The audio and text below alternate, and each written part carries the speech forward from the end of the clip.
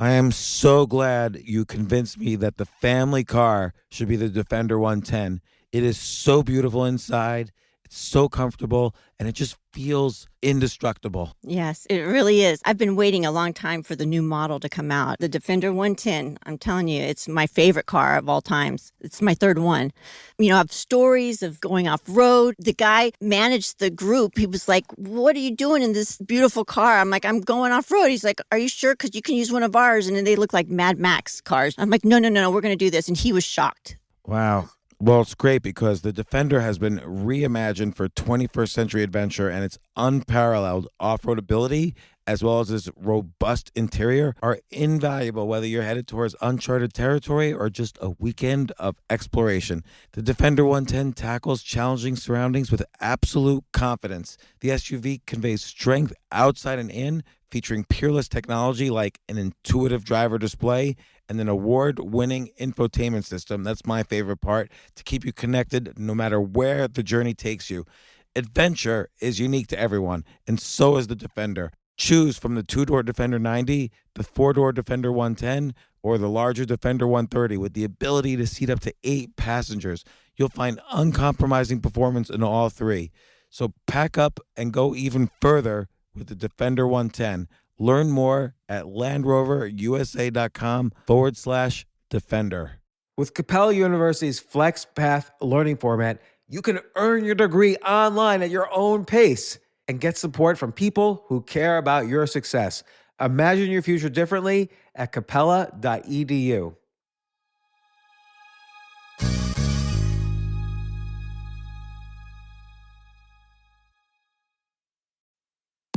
Hey, this is Jeff Lewis from Radio Andy, live and uncensored. Catch me talking with my friends about my latest obsessions, relationship issues, and bodily ailments. With that kind of drama that seems to follow me, you never know what's going to happen. You can listen to Jeff Lewis live at home or anywhere you are. Download the SiriusXM app for over 425 channels of ad-free music, sports, entertainment, and more. Subscribe now and get 3 months free. Offer details apply.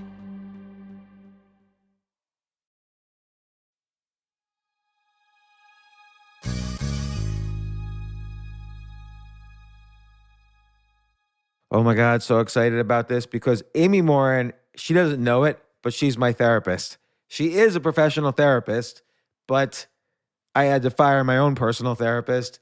So Amy doesn't realize it, but whenever she comes on my podcast or I go on her podcast, it's like I'm going into a therapy session.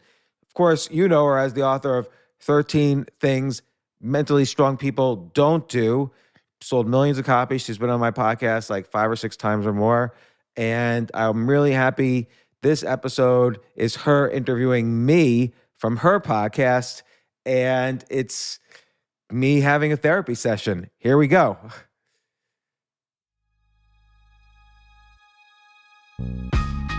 This isn't your average business podcast, and he's not your average host. This is the James Altucher Show.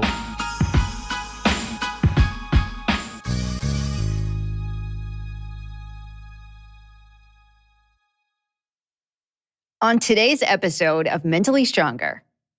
I talk to all these people who they talk about what they love doing, but they sort of just give up on it. Like maybe they loved fishing or playing golf or cooking or writing a novel or whatever, but they just felt like, I got a mortgage, I got 4 kids, I have responsibilities. Friday night's my favorite TV show. I've got to watch that. And so they just sort of like give up and go into this routine. And I look back on my life and I feel that the things that kept me feeling young and creative and excited about the next day were not periods of success or periods of failure or exciting times in my life, but periods when I was in love with something and pursued it towards some end because I felt like there was a higher purpose to it, even if there wasn't. And I look back all through my life and I realized I was always on quests. Like King Arthur and his knights, they went famously on a quest for something called the Holy Grail. I don't think they ever found it, but they had adventures along the way. So quest is like some amazing thing you want to do. You figure out what it takes, how you can take steps to get there. And you go on all these adventures along the way. And maybe you achieve the end of your quest, or maybe you don't and move on to something else.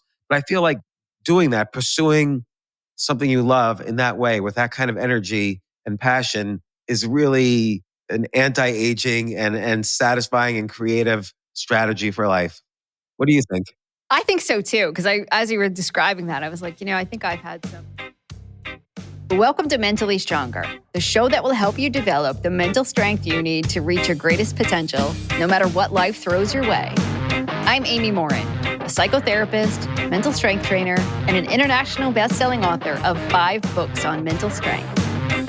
Every Monday, I introduce you to a guest whose story and expertise can inspire you to think, feel, and do your best in life. And the fun part is, we record it all from a sailboat in the Florida Keys. Now, let's dive into today's episode. When we talk about mental strength, we often talk about goals.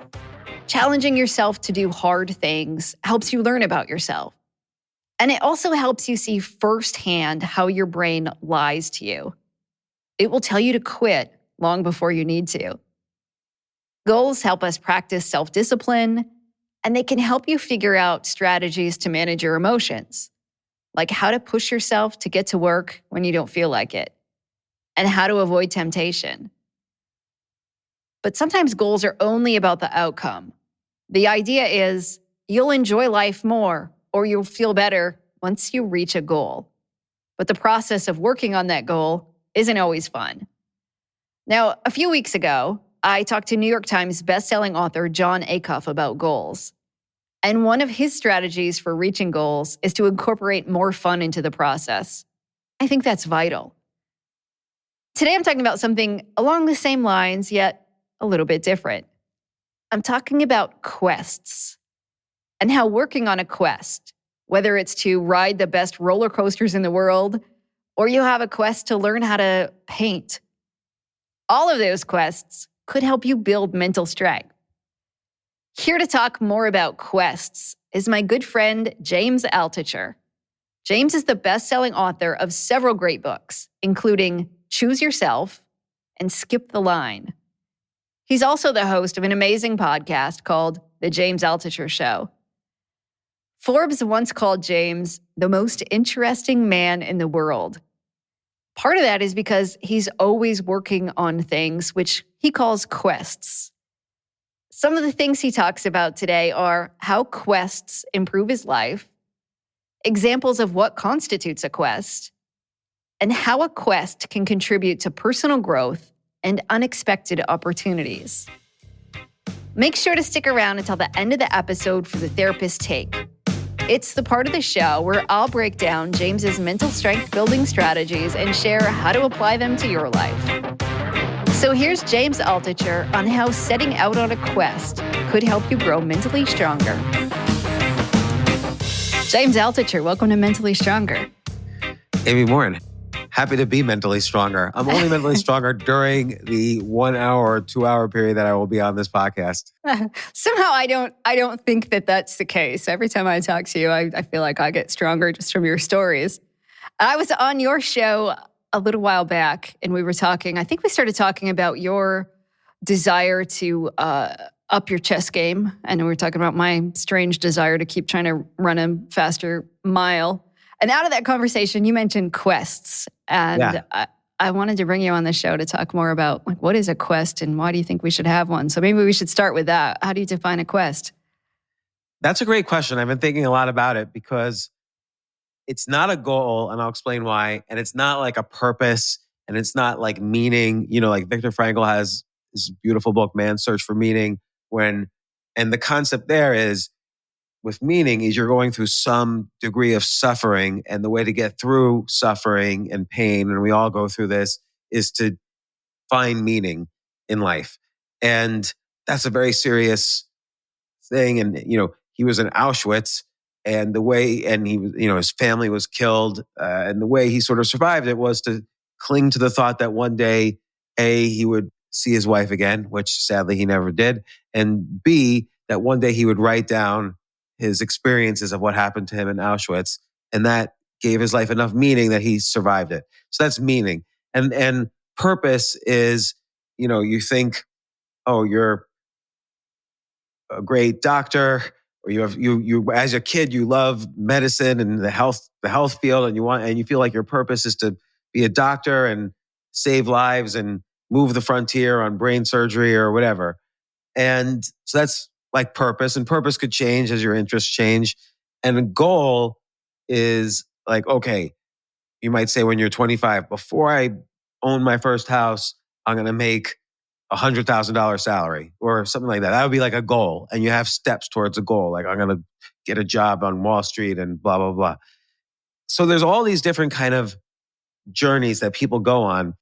But what about just an impossible journey that doesn't really have a clear, life meaning? Like I was just talking to someone who has been in every country in the world. So that was he had this, it's not really a goal really. It's sort of a goal, but it's just something like outrageous, but it's not a bad thing. It's not frivolous. His life improved by going to every single country in the world. Like he learned something about every country. He learned how to do the logistics of going to every single country. And he probably learned something about the people and cultures of all these countries, maybe picked up some languages. So it's not completely frivolous, but it seems like almost outrageous. And I talk to all these people who they talk about what they love doing, but they sort of just give up on it. Like maybe they loved fishing or playing golf or cooking or, writing a novel or whatever, but they just felt like, I got a mortgage, I got 4 kids, I have responsibilities. Friday night's my favorite TV show. I've got to watch that. And so they just sort of like give up and go into this routine. And I look back on my life and I feel that the things that kept me feeling young and creative and excited about the next day were not periods of success or periods of failure or, exciting times in my life, but periods when I was in love with something and pursued it towards some end. And because I felt like there was a higher purpose to it, even if there wasn't. So, even, like for about 6 years, I was obsessed with stand-up comedy. And so my quest was to be a great stand-up comedian. And I never became a great stand-up comedian. Like maybe I was adequate enough to tour around a bit, and I went to other countries even and did stand-up comedy, and I got stage time all over New York City all the time. So I achieved something, but it's not like I really became like a great comedian. And then I was doing it 6 nights a week, but I did it, and it changed my life, and it taught me all sorts of new micro skills, and it gave me a whole new subculture I was a part of and new friends and so on. And I look back all through my life and I realized I was always on quests. And again, like King Arthur and his knights, they went famously on a quest for something called the Holy Grail. I don't think they ever found it, but they had adventures along the way. So quest is like some amazing thing you want to do, and you figure out what it takes, how you can take steps to get there, and you go on all these adventures along the way. And maybe you achieve the end of your quest, or maybe you don't and move on to something else. But I feel like doing that, pursuing something you love in that way with that kind of energy and passion is really an anti-aging and satisfying and creative strategy for life. What do you think? I think so too, because as you were describing that, I was like, I think I've had some quests too, that just I started doing something and found it to be cool. Like when I was younger, my friend and I, when we were in high school, neither of us had really been out of the state of Maine, and we went on a trip to New York together and thought, this is really cool. So our quest was to spend the night in all 50 states. And so we took years, but like I would just go for a long weekend to a random state and explore it. And it turned into something really fun. And I've now been to 49. Alaska's the only one I haven't been to, but I feel like you would have been to Alaska. For some reason, I could picture you in Alaska. Right? Like, and there's a whole story involved. My luggage made it, I didn't, this whole thing. But, no. and I think there was part of me that just didn't want to finish it either. I didn't want to like be done with it. So I was like, no, that's okay. I don't need to go. But it was this amazing thing. And again, it didn't really have a purpose other than like, let's do this thing and it'll be fun. And let me ask you, like, what did you achieve? Like it's changed your life being in 49 or almost all 50 states. Even your luggage has been now in all 50 states. So Right. what did it change in you? I think I just learned about myself because I hadn't really traveled that much. So it was like, oh, yeah, this is how so many different things work. But in every state, we would do something random. Like we went to the Mississippi State Fair, or we would always find something like kind of a local thing to do or something that we wanted to learn about just to see like, well, how do people live when they're in this state and what's their culture about and like what might my life had been like had I been born here. And I think it was just that sort of a thing. I'm like, wow, this is really interesting to see how different people live, even inside the United States. I can't imagine the person who traveled to all the different countries to see what the rest of the world was like. But it's interesting how you even describe it. Like what you learned is sort of almost ancillary to the quest itself. Like you didn't learn what the state flag of, South Dakota looks like, but Right. you thought all these different things that if you had done the alternative, which was, I'm just going to stay home that day and watch, The Sopranos, you wouldn't have had those thoughts. You wouldn't have wondered, boy, what's it like what would it have been like if I had grown up in South Dakota? Or is there a slightly different way I'm communicating with these people as opposed to other people? And it's fascinating, country's 3,000 miles wide, and yet it's roughly one same culture. It's maybe the widest single culture in the world. And yet there are little subcultures in every state. Yeah, that was it exactly. And so when we were going around doing all these different things, just taking a look at, again, how different people live and what it was like to be in the city versus the country and all sorts of things like that. And then I think I learned a lot about myself. Like when we would have trouble, how do you ask for help? How do you strike up conversations with random people that you don't know anything about? And how can you, get along in difficult situations? Because, of course, we ran into various challenges along the way. Yeah, and that's just it. You run into challenges along the way. It's a quest because you haven't achieved it yet. And so on the way towards achieving it, and by the way, it's almost impossible. Like so in your quest, it's almost impossible to go to all 50 states. Probably 1/100th of 1% of the US tries to do that or even less. And so you're going to fail many times along the way, whatever failure means in this context. And you have to overcome and develop new skills that you never would have had because of this. And again, it's not some like, oh, I'm going to save the planet or bring about world peace. It's a very selfish goal. Like I'm going to go to every 50 state and I don't care what anyone thinks. And by the way, then you have to deal with the relationships in your life back home. Like you meet maybe, a new guy, like maybe the guy who became your husband. And he's like, what are you doing? You're going to, Wyoming for the weekend. And I am busy. I can't go. And you have to manage these personal relationships in different ways. And but you wanted to do it. You loved doing it, and it created adventures and excitement. And then it's done, and you move on to the next quest, perhaps, or maybe the quest changes your life in such a way that you change careers. Like that's happened to me on quests, is that I've changed careers because of them in some cases. And again, there's ancillary skills you learn. Like, so one time, this was when I was in my 20s, I was always an early riser. Like I wake up very early and I go to sleep very early. And one time I was out at 3 a.m. on a Wednesday night in New York City, and it was crowded. So I was on First Avenue in Houston, and I'm like, what are all these people doing outside? Don't they have to go to work the next day or school or be home with their family or what? Why are they all out at 3 a.m? And so it's just this random thing. I was basically kicked out of someone's house, so I had to be outside at 3 a.m.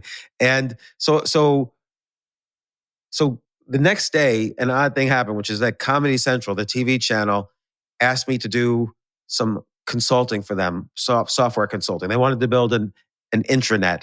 This was in the mid 90s, and they didn't know what the web was. And I said, I'm only going to do this consulting for you if you give me the 3 a.m. time slot and let me just interview random people at 3 a.m. in New York City. And it actually went, they said, we'll pay you money. And I said, no, I don't want money. And I didn't have any money. I just wanted to do the 3 a.m. time slot. And so this woman who was very nice, she said, okay, well, I'll bring it up to the CEO and we'll see. And so went all the way up to Doug Herzog, who was the CEO of Comedy Central at the time. Later, he became CEO of MTV. And he said no, because they sell valuable infomercial time at that time, or they did. Oh. And but I then was able to do it as part of HBO's website. And I did it for 3 years. Every Wednesday night for 3 years, I went out and interviewed like the craziest people at 3 a.m, only on Wednesday nights, because that's when, not Saturday night where everyone's out, but Wednesday night. And it changed my life. I became a good interviewer. I was very shy. So I had to learn how to go up to people and say, hey, can I ask you what you're doing? And it wasn't the nicest people at 3 a.m. It's not like a guy or a woman going to work or something. It's the opposite of what happens at 3 p.m. happens at 3 a.m. And I interviewed probably close to several thousand people during this period, and all like the dark under secrets of New York, I got to uncover and see that whole little culture. And that was a quest I had. Like, what happens at 3 a.m? That was a quest I had for 3 years. And it made me, for the first time, a published writer. It exposed me to the entertainment industry, because then I shot it as a documentary. And it exposed me to people completely different from me, and it satisfied my curiosity as well. And I loved doing it. I just loved doing it. It was the best time of my life. And what made it come to an end?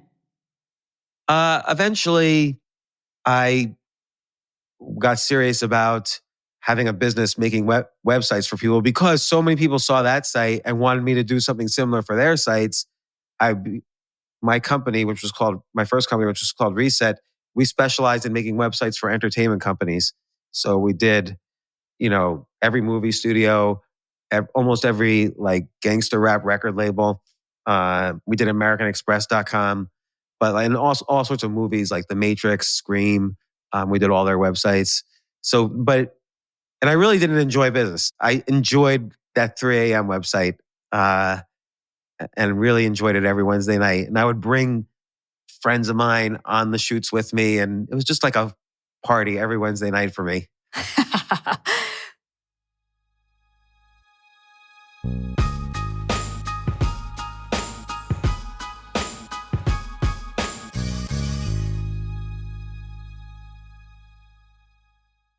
Small business owners are savvy and know how to get maximum value from their monthly business purchases.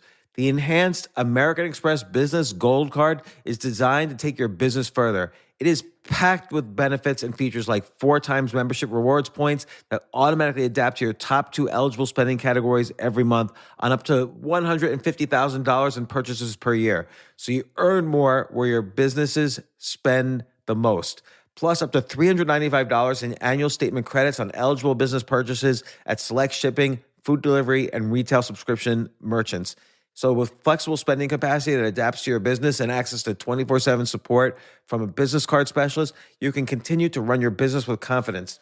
The Amex Business Gold Card, now smarter and more flexible. It's got the powerful backing of American Express. Enrollment required, terms apply.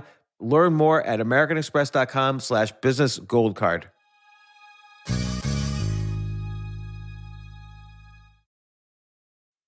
Oh man, I love these sponsors when I wish I had started this company myself.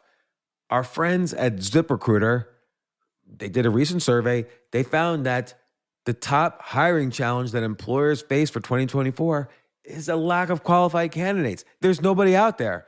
All the qualified candidates have jobs already. But if you're an employer and you really need to hire, here's the good news. ZipRecruiter has smart tools and features that help you find more qualified candidates fast. And right now, you can try it for free at ZipRecruiter.com/James, James. ZipRecruiter's tools and features help you find the best people for your roles. Here's what happens. You post your job, the manager who's doing the hiring posts their job, and ZipRecruiter's powerful matching technology scours like every site on the internet and shows you the candidates whose skills and experience match the job. And you could use ZipRecruiter's invite to apply feature just a single button, you can send all the top candidates a personalized invite to encourage them to respond to your job post.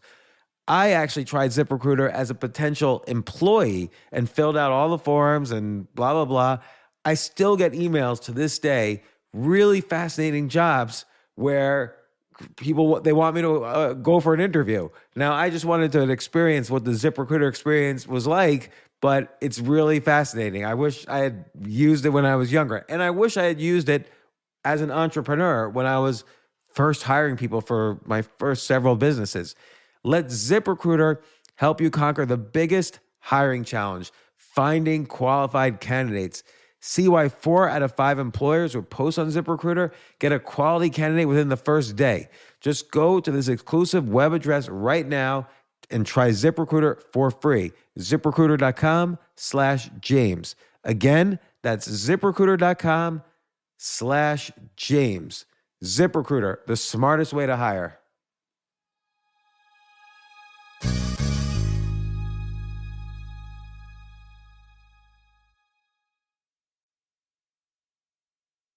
So besides some comedy and interviewing random strangers at 3 a.m., what other quests have you had?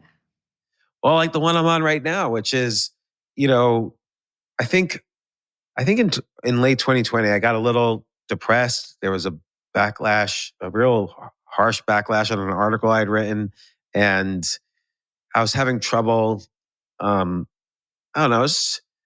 I was just really disappointed in all the people who were lashing out at me, like friends, family, and I don't know. I just kind of shut down off of social media, and I would just go in my office and lock the door, and I would start playing chess. Which, when I was a kid, played in tournaments. I was the New Jersey junior chess champion. I was a chess master, and I started to wonder, like, I hadn't played in 25 years in tournaments. Can I still be as good as I was then? Like, things have changed. The chess world's changed, and I've changed, and my brain's gotten older. Can I do it? And this is something I love. It was like my first love was playing chess as a kid. And I was obsessed with it then. And so I started really training, and then I started playing in tournaments, and I talked to neurologists, I talked to sports coaches, sports psychologists, nutritionists, chess trainers. One time I was on a chess training session, and we couldn't figure out why I was getting some mental aspect of this wrong. So I said, let me call my friend Amy, and you came on the chess training session with Avatic. And so it's been a real quest in a lot of ways. Like, I've literally traveled all over the world. I've had dinner with the best chess player in the world, Magnus Carlsen, in Norway. I've befriended Garry Kasparov, the former world chess champion. I've played in tournaments all over the world or visited tournaments all over the world. I write now because of my success in other areas, when the premier chess magazine in the world heard I was doing this, they asked me to write a column for them, which is really awkward because it's all world champion level players who write for them, and then me. So I'm really embarrassed about it. But then I was at this famous tournament in Amsterdam where it was just it was about a dozen of the best players in the world. And then I was an observer to it. And this guy came up to me who was a legend in chess. He's been in like the top 5, like since the 90s. And he said, "Oh my God, James Altucher, I'm a big fan of your chess articles." And I was for sure thinking that all of them hated me because I was like an imposter in the most important chess magazine in the world. But it's put me on this real intense quest to achieve something that no one's really achieved, to come back after 25 years and get back to the same level. Like, I've done some statistics. Nobody has done this.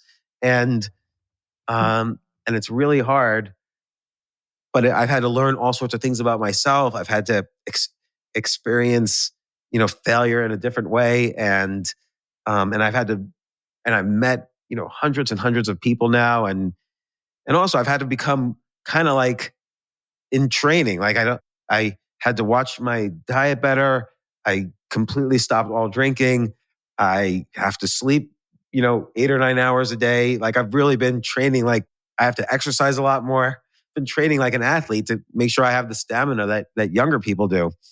So when it comes to chess, how is this one different than a goal? Do you not have like a end goal for this? Or are you just experimenting to see how far you can get? no, I think my end goal would be I probably wouldn't stop with this, but I do want to see if I can get back to the ranking I was before. So, but even exploring, like, what does that mean to be better than you were before? Like every sport, every game evolves over time. So you compare like the best tennis player now, for instance, to John McEnroe, who was the best tennis player in 1980. John McEnroe was this skinny little guy because weightlifting didn't have as much importance in tennis as it does now. And it's the same thing in chess, actually, even with the weightlifting part. But chess itself, the training in it has improved. So, as an example, this guy, Peter Nielsen, who is the coach of the best player in the world, Magnus Carlsen, he said to me, maybe you are now better than you were, but the whole world has gotten much better, so you don't really know. And so this caused me to think about, how we measure success in things. And, and also it's funny, the whole younger people play chess now than played when I was younger.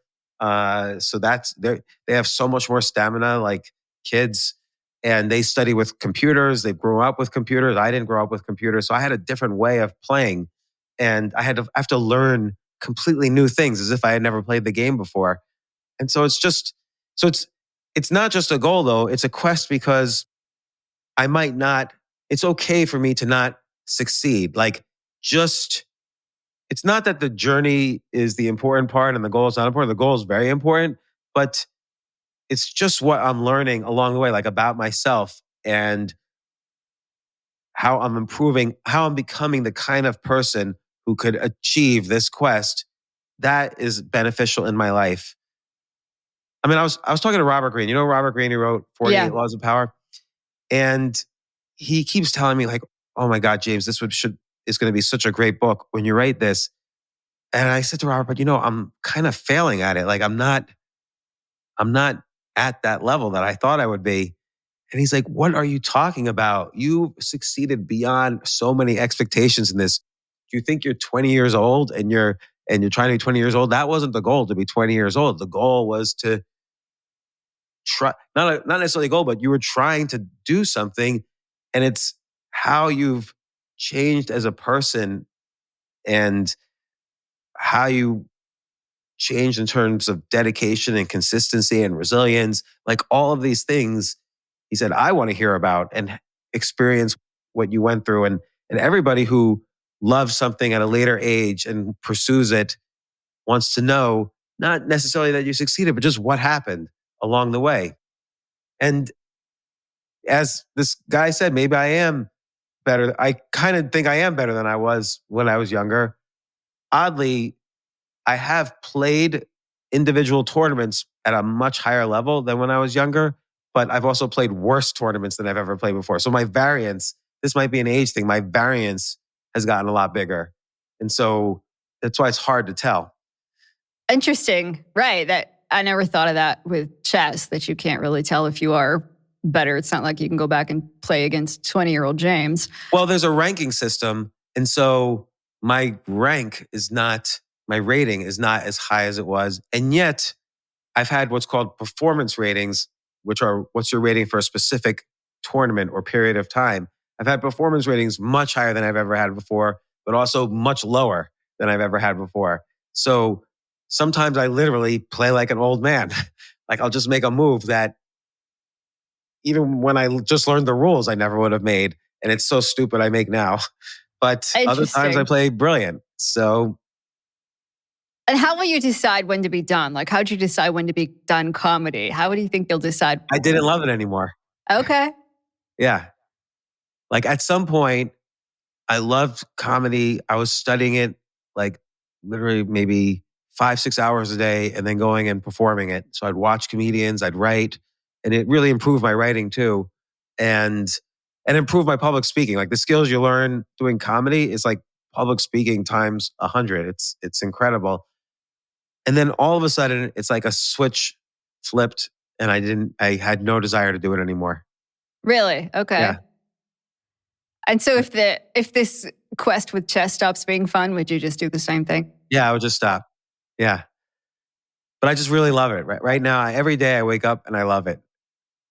And I had a quest, the quest that changed, every quest has changed my life. But like in the early 90s, I had a quest. I wanted to write a novel.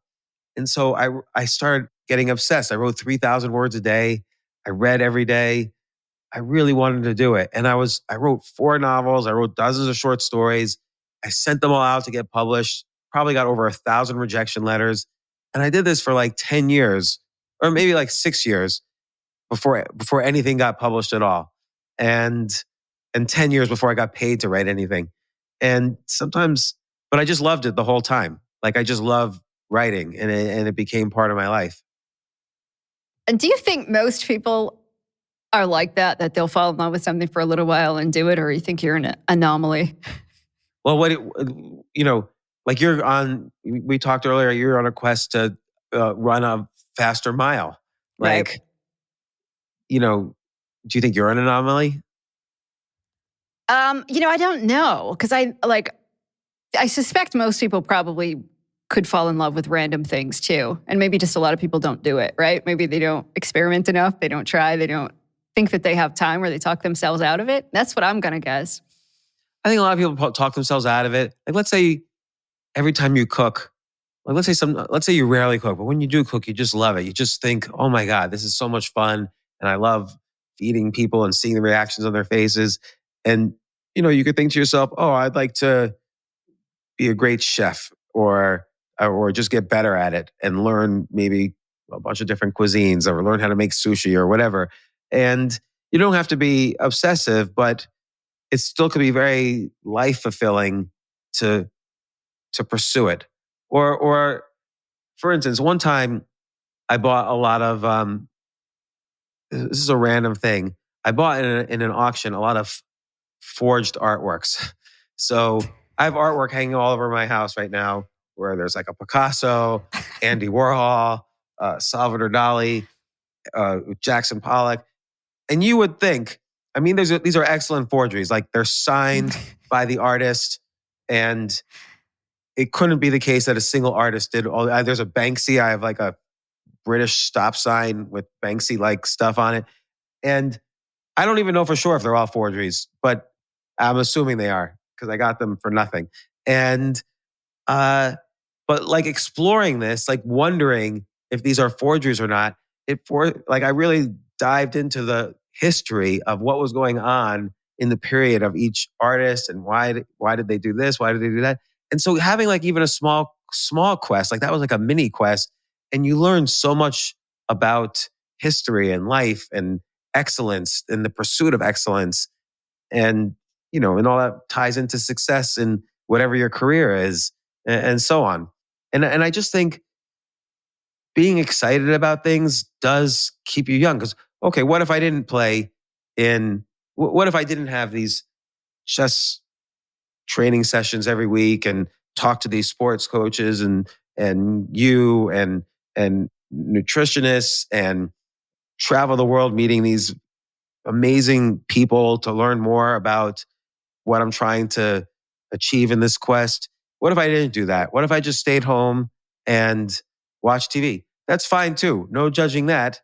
And my kids are older. I could do a little more of these things, but I think my life is richer for it, for having these conversations with people and really putting myself out there. It's not pleasant to, the last tournament I played in it's called the U.S. Masters, so Masters only.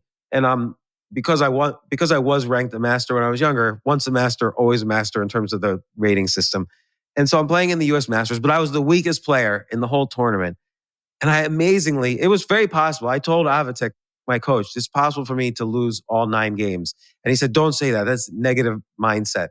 And so I've been learning a lot more about mindset, by the way, and trying to train my mindset to be a little more positive. But amazingly, I won the first game against a strong professional player, stronger than any player I'd ever beaten when I was younger. And then the second round, I had to play the 14-year-old Alice Lee, who's the most amazing prodigy in the US right now. She's 14 years old, but looks like she's 9. And she's really strong rated. Like, she might be as strong as Avatic right now. And I had a good game. I was doing better, and I was proud of the decisions I was making. And she was almost looking bored. Like, I think her whole plan was she just knew, okay, he has a good game now, but eventually he's just gonna make some mistake and I'm gonna win, which is what happened. And and there's a picture of me that a professional photographer took where it looks like I'm practically crying, and she's just sitting there looking as bored as possible. And it's just, why do I put myself through that? It was very painful to lose to a 14-year-old kid. But, again, you learn about yourself. It's a safe way to practice failure and defeat and strategy and confidence and mindset. And, it's safe. My life is not over if I lose that game. I don't lose money if I lose that game. I can still support my family and live my life the next day. But at the moment, it's very depressing when that happens.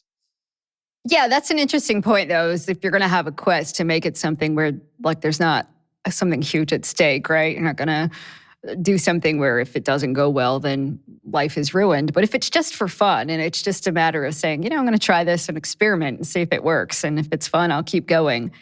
In fact, the last time I talked to you, we were talking about why don't you just hire a trainer, Amy, to teach you how to run a 6-minute mile? Like, you're close, but if you hired somebody who could probably tweak something. And I was really thinking about that afterward, because I'm really resistant to hiring somebody. And I think it's because it wouldn't be fun anymore.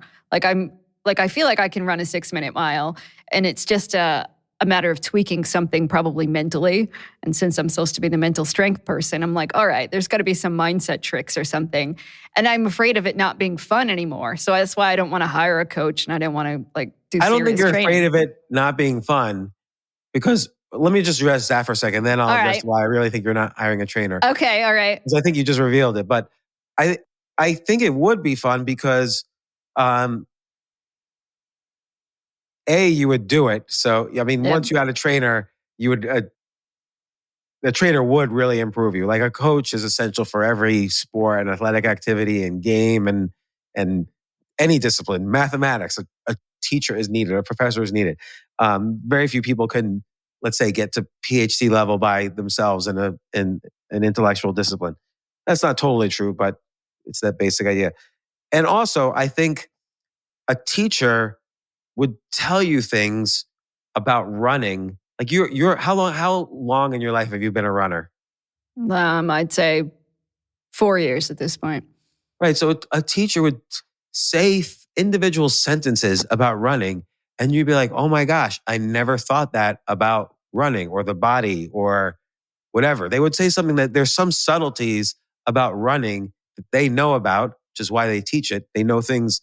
There's a gap between what your knowledge is about running and what their knowledge is. So they would teach you things. They would say, like, the most important bone is the wrist. And you would think, like, what the heck? Why would it be the wrist?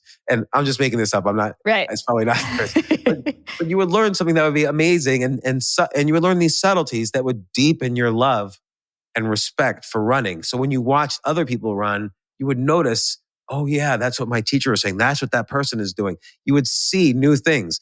Like, if I just look at a painting and I don't know anything about art history, I have a different experience than someone who is immersed in art history and sees all the subtleties.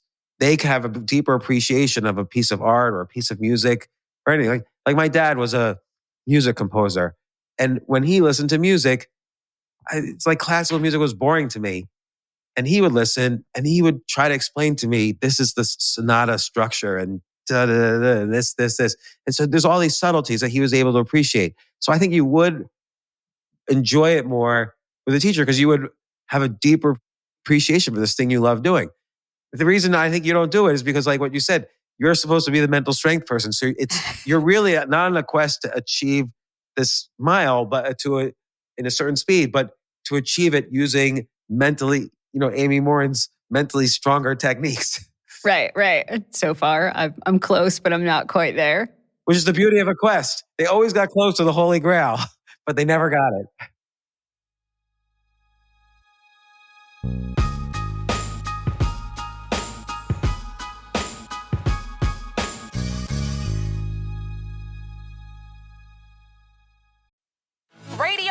Andy. Hey, it's Andy Cohen. Join me on Andy Cohen Live, where it's just you, me, and some of the world's biggest celebrities. Paris Hilton, Chelsea Handler, Seth Rogen. I love you, Miley. Thank you so much. You can listen to Andy Cohen Live at home or anywhere you are. No car required. Download the SiriusXM app for over 425 channels of ad-free music, sports, entertainment, and more. Subscribe now and get 3 months free. Offer details apply. Look around. You can find cars like these on AutoTrader, like that car riding your tail. Or if you're tailgating right now, all those cars doubling as kitchens and living rooms are on AutoTrader too. Are you working out and listening to this ad at the same time? Well, multitasking pro, cars like the ones in the gym parking lot are for sale on AutoTrader.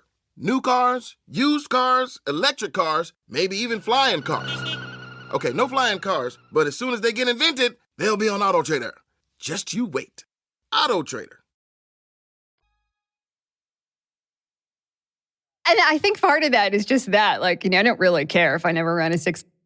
My life will never change, whether I run a 5.5 minute mile or 10-minute mile. Like, life's still the same. But you want to do it. It's not like you're not trying to do it. You do want to do it. Yeah, like, it would be cool to do it. But like, every day I'm done work, I'm like, okay, I'm going to go run as fast as I can. Then I'm done with it. And I think, not today, maybe tomorrow. And I like that. And people are like, why would anybody like to just go run as fast as you can? For whatever reason, like, I loved it when I was a little kid. We have like video of me when I was 4, and I'd like make my mom time me. I'd run like a lap around the house and make her time me. So I've been doing this since I was a little kid. I didn't run for most of my life and time myself in adulthood. But then when I did, I was like, I just want to see if I can do it faster than I could when I was like 13 or 14. Which started as the original goal, and it's kind of grown over time. But wait, so you almost feel like you're cheating if you have a trainer, because you didn't have I think a trainer so. then.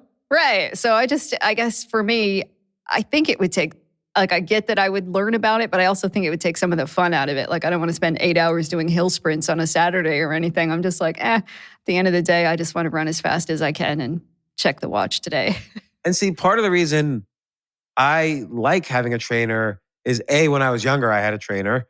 And so I'm just repeating what I did then. But also in my last book, Skip the Line, I wrote about when you want to learn something, you get a plus minus equal. So a plus is someone better than you, a trainer or coach to teach you, equals people who are at your level that you share your experiences with and you learn from each other, and a minus, someone you can teach. So all of these things, and the reason you want to teach someone is because you don't fully understand something unless you can explain it simply. And so all these things I put into place as soon as I decided, okay, I'm going to get back to this level of chess. Like, I got myself plus minus equals. And pluses in various levels. Like, again, not just chess coaches, but other types of coaches. And so for me, it's a different type of quest. Your quest is specifically to do it with your own mental strength and your own raw abilities, like you did when you were 13. So that's like, these quests could be like informally structured, but it's something that makes us happy, and it's something that we have to become at some point a better person, a better version of ourselves to achieve the quest, or as part of that process. It's at some, if you regularly start running that faster mile, something has moved up in your health probably, or in the way you do things, and you learn from the experience. So there's all these benefits, and I do think it's exciting. Like, if you were to run a faster mile, you would be very happy about it. Right. And then I'd probably move the bar, Yeah. Or have a different quest. Right. So how do you suggest people find it? If somebody's like, I don't really know what my quest would be, how can people figure out what to make their quest? It's really interesting because I think it happens a lot by accident. Like, I didn't play chess for 25 years. Why didn't I do it at any time then? Or I didn't do stand-up comedy the first 40 years of my life. Why did suddenly at 40, whatever, I start doing it? I think it kind of happens. I think we collect over time all these things that we say, I'd like to try that. And then we forget about it. And, I always, when I was 8 years old, I always loved basketball. I wonder if, I don't even pay attention anymore. Maybe I should do a fantasy-based basketball league or whatever. Like there's all these things that we collect in our heads, the things that we might want to do or could do or maybe we would want to do. And so one idea is I'll give a couple ideas. One idea is list all of the things, like every year of your life, what were you fascinated by? So when you were 6 years old, did you love reading about astronauts? When you were 7, did you love superheroes? When you were 8, did you love sewing or painting or whatever? Just list them and see if anything kind of rings a bell now, or just try it now and see how you feel about it. Or go to like a class or a club or whatever, or meet up where everybody's, sewing, or just see how it feels. And another idea is go to the bookstore and just walk around. And is there any section where you stop and you suddenly want to read all of the books in that section? Like, let's say it's the World War II. Do you want to read all the books in the World War II history section? And it just fascinates you. Well, then just do it and maybe write your own alternative timeline of World War II. Like, what could have happened? Like, with any one subject, there's millions of types of quests within that subject that you could do. Like for instance, I mentioned basketball. Okay, no, if you're 50 years old, you're not going to be a professional basketball player or even be close to how good you were when you were 20. But maybe you can be the best at fantasy baseball, or maybe you can be the best at, writing articles about basketball or coach. Like Joe, I'm forgetting his name. He was the CEO of Ameritrade. He's been on my podcast. So this guy was the CEO of Ameritrade, CEO of banks and billion-dollar companies for 40 years. And then he quit. And what did he do? He became an assistant coach, I think, of the University of Nevada football team for free. He offered to do it for free. And then he learned and he rose up and eventually he became coach of the East Carolina Panthers, or in some like minor league of football. And then he was a professional coach for a while and then retired from that. And, all of a sudden, he played football when he was a kid, but all of a sudden he had this obsessive urge, and he had the money and the security and whatever to quit his job and volunteer to be an assistant coach. But this was his dream. He pursued it. Other people might quit and start a food truck, and they don't want to do a whole restaurant, but a food truck allows them to have that restaurant kind of feeling. So there's always ways, given a subject, to pursue it. You could be a gambler and pursue basketball that way. Or there's thousands of different ways.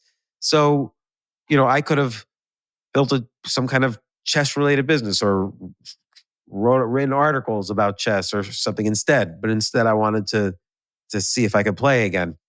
And I don't know. And then, I was thinking a third way. A lot of times I read something and whatever it is, the storytelling is good and it matches some deep, hidden desire inside myself that I become obsessed. Like I didn't start day trading until I read a book about day traders. And I was like, wow, this like combines my interest in investing and computers and games, because day trading is essentially a game. And then unfortunately for about 8 years, I became a day trader, and it was the worst 8 years of my life. But that was a quest. So,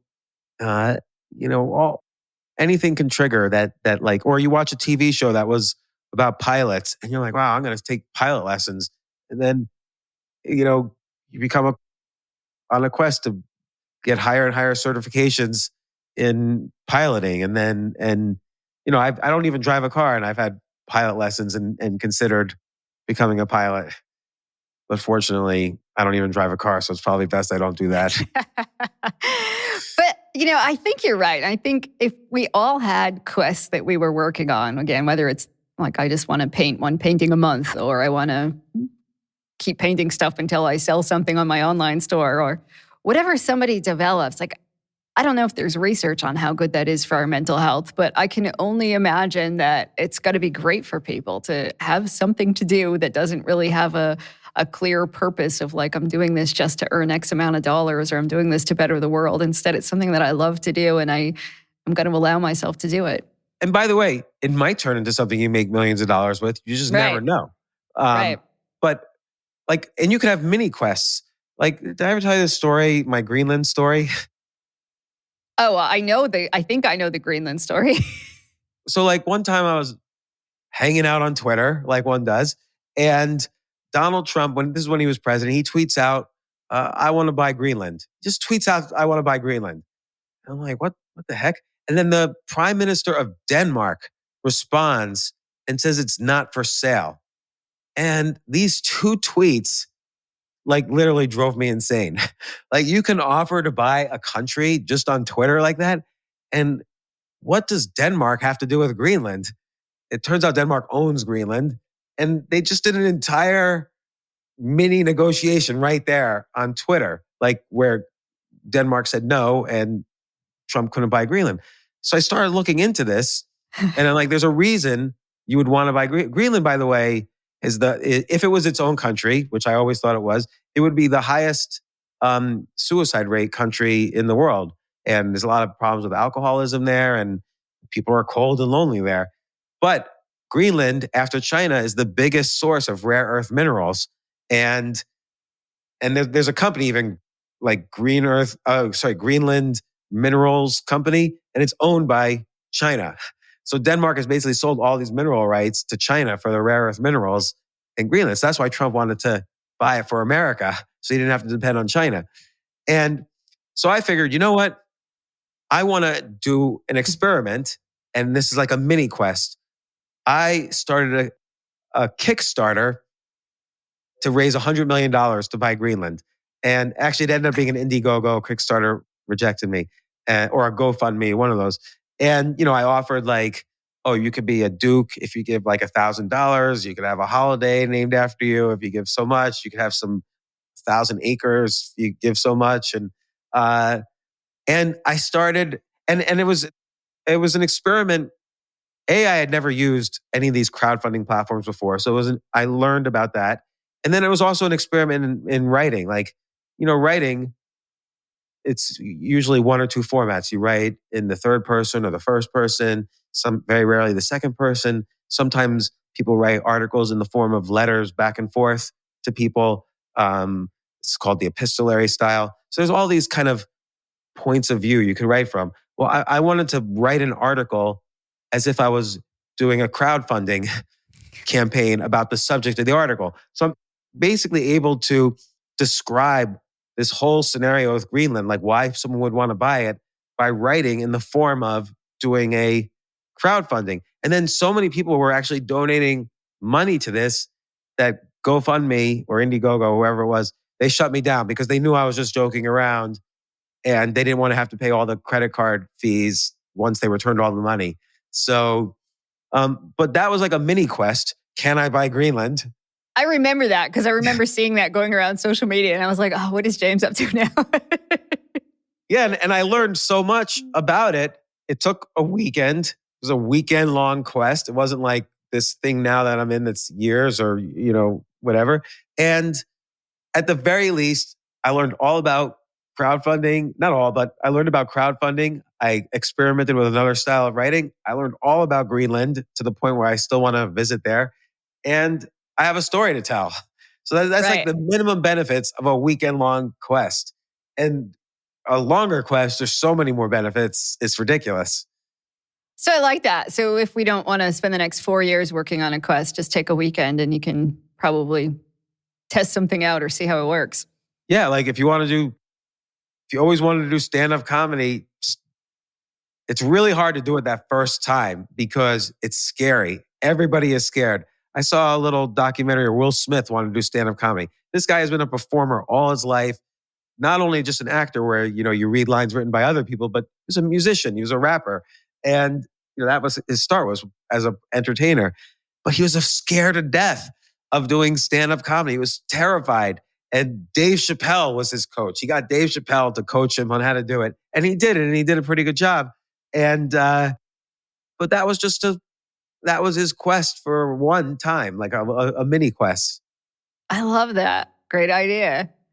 Yeah. So I I think skip the line will help people also figure out more about your micro skill idea and things like that. And we'll link to your podcast in the show notes because everybody should go listen to the James Altucher show. Any place else we should send people so they can learn more about you and your work? No, that's good. Yeah. Eventually I'll write about this. And the funny thing is, I don't know whether to write about this in the form of like, okay, this is my chess journey, or really make it like this bigger thing about quests. I'm feeling like the bigger thing about quests is better, but I almost don't want to do another choose yourself kind of book. I really want this to be more story driven. That one was story driven too, but this one's even more story driven. Well, I guess whichever one you do, I look forward to reading about it. And as long as you share the story of how this is all going with chess so we can follow along, that will be fun. Do you think there's a book there if I never achieve the rating I want to achieve? Yeah, definitely, right? Because I think sometimes we want to be like, how do you feel about never getting there? And if you don't ever get there, like, are you really okay with that? Or when did you decide to throw in the towel and say, all right, enough's enough? I think all of that would make for an interesting book. What's really interesting is how much the brain has changed since I was younger. And people say, oh no, that's just a mindset thing. But it really is like memory is not as good. Your raw, like fast intelligence, like your ability to think quickly is evaporated. And I have to actually learn the subtleties in order to be better now. I have to learn why certain moves were made. Before I would just make the moves. Now I have to learn why. And that's been the hard part for me in this. And it's interesting. Well, we appreciate that you're going to share the story so we can all learn from it. James Altucher, thank you so much for being on Mentally Stronger. Thank you for having me. And I feel mentally stronger always when I talk to you, Amy. So thank you so much. Glad to hear it.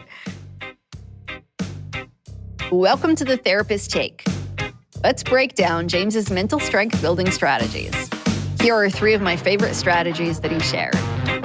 Number 1, create your own quest.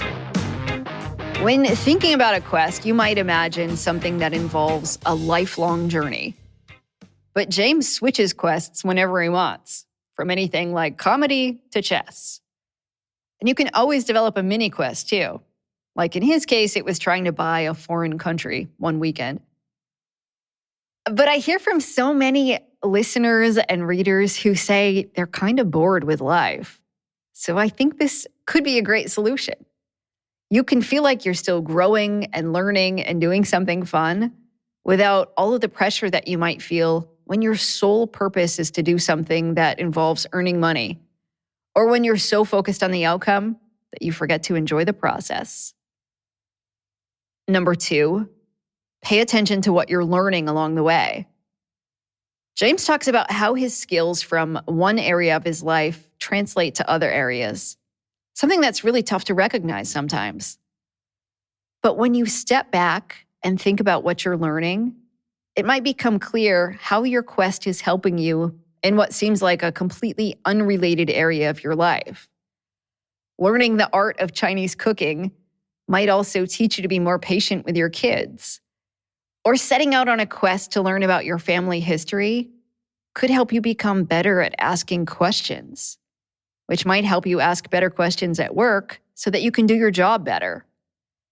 Connecting some of those dots can give you confidence and help you feel better about your quest.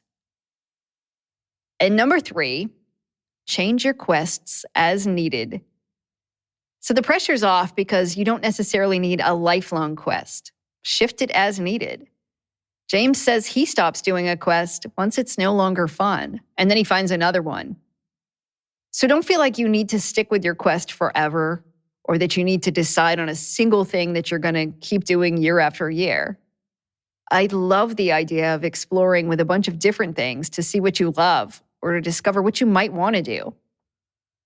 And every time I talk to James, I just get inspired to try new things. So I guess my task now is to probably come up with another quest in my own life. So those are 3 of James's strategies that I highly recommend.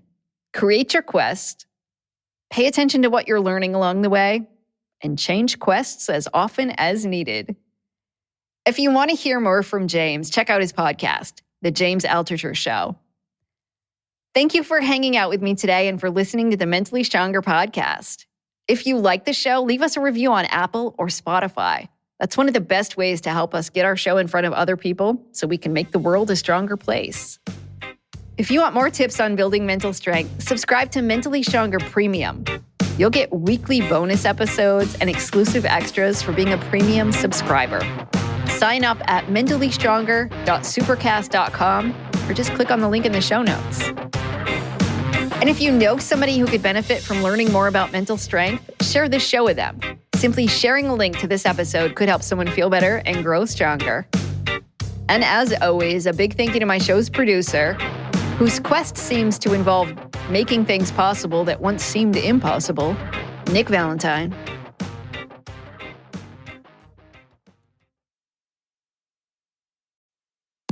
Hey, this is Jeff Lewis from Radio Andy, live and uncensored. Catch me talking with my friends about my latest obsessions, relationship issues, and bodily ailments. With that kind of drama that seems to follow me, you never know what's going to happen. You can listen to Jeff Lewis live at home or anywhere you are. Download the SiriusXM app for over 425 channels of ad-free music, sports, entertainment, and more. Subscribe now and get 3 months free. Offer details apply. Look around. You can find cars like these on AutoTrader. New cars, used cars, electric cars, maybe even flying cars. Okay, no flying cars, but as soon as they get invented, they'll be on AutoTrader. Just you wait. AutoTrader.